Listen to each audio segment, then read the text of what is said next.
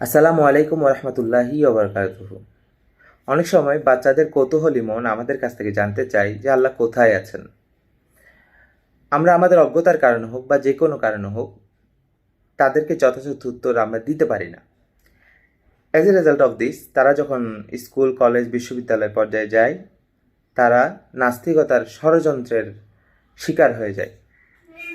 অতএব আমাদের কর্তব্য হলো আমরা নিজেরা সঠিক আকীদা সম্পর্কে পড়াশোনা করব, সঠিক আকীদা সম্পর্কে জানবো এবং আমাদের বাচ্চাদেরকেও সঠিক আকীদা বিশ্বাস নিয়ে বড় হতে আমরা সহযোগিতা করব।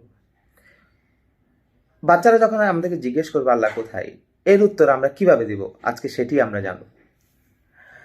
আল্লাহ তাআলার সত্তাকে কোনো সৃষ্টি বা সময়ের সাথে, কোনো স্থান বা সময়ের সাথে নির্দিষ্ট করা যাবে না, কারণ আল্লাহ স্বয়ং স্থান এবং সময়ের স্রষ্টা। তিনি কোনো স্থানের মুখাপেক্ষী নন, তিনি সময়ের মুখাপেক্ষী নন, তিনি সময় এবং স্থানের ঊর্ধ্বে। পবিত্র কুরআনে আল্লাহ পাক ইরশাদ করছেন, লাইসা কামিসলিহি শাই, তার তুলনা কোনো কিছু হয় না, তার মতো কেউ নেই।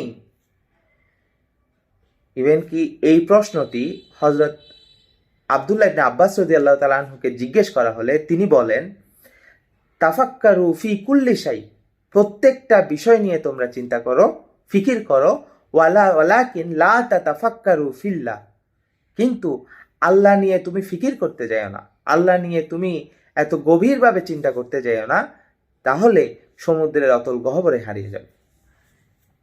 অতএব যখন আমাদেরকে বাচ্চারা জিজ্ঞেস করবে আল্লাহ কোথায়, তাদেরকে আমার কনভিন্স করার জন্য আমাদেরকে একটু বিস্তারিতভাবে তাদেরকে বলতে হবে।